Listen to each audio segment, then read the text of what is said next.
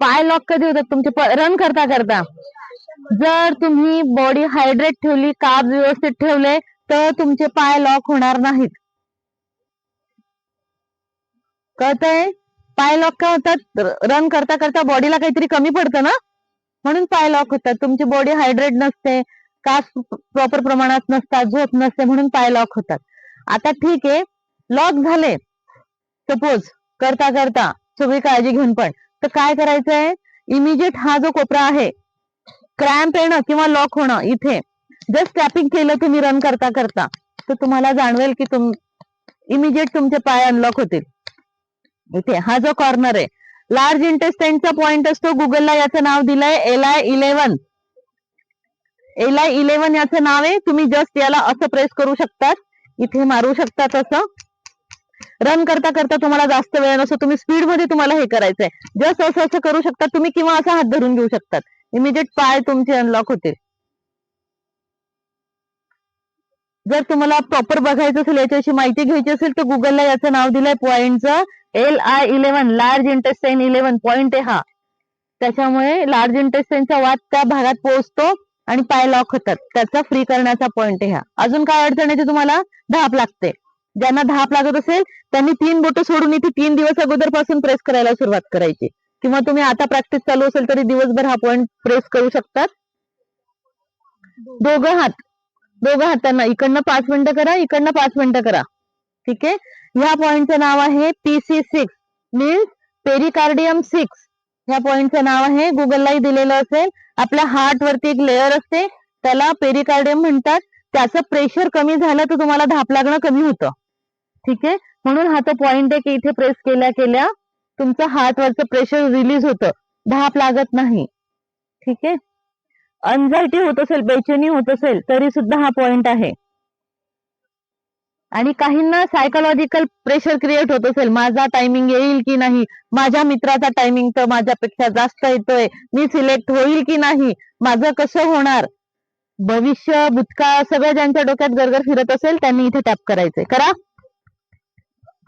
जिथे तुमची शेंडी असते ना, तो पॉइंट. ह्या पॉइंटचं नाव आहे DU20. काय नाव आहे? हा, तर हा पॉइंट तुमच्या ब्रेनशी रिलेटेड आहे. हा तुम्ही थेरी पेपरला एक्झामला जाताना सुद्धा हा पॉइंट आणि हा पॉइंट जर केला तर थेरी पेपरला पण कॉन्सन्ट्रेशन चांगलं होतं, आणि थेरी पेपरला पण याचा इफेक्ट आहे. कॉन्सन्ट्रेशन साठी, थेरी पेपर ग्राउंड साठी PC6 आणि DU20. DU20 ज्यांना ओव्हर थिंकिंगचा प्रॉब्लेम आहे, खूप एक्सेस विचार करतात, unnecessary.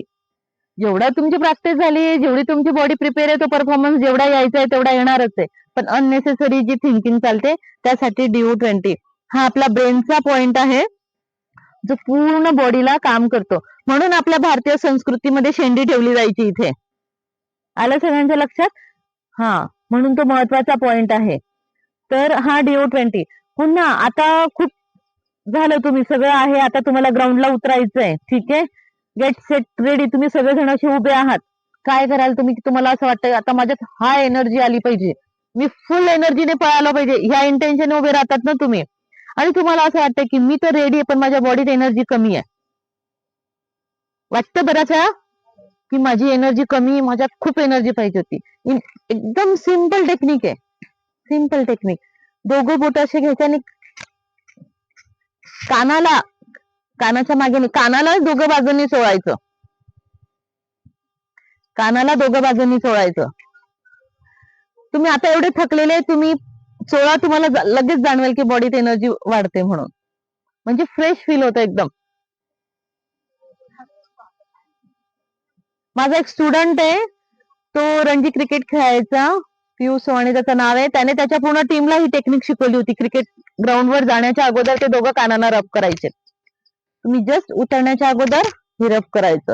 Simple technique, smart technique, effective technique जर तुम्ही यूज केल्या. हार्डवर्क जितकं महत्वाचं आहे तितकंच स्मार्ट वर्क देखील महत्वाचं आहे. नुसतं वेड्यासारखं रोज सकाळी 3 तास धावल्याने तुम्ही परफॉर्म कराल का?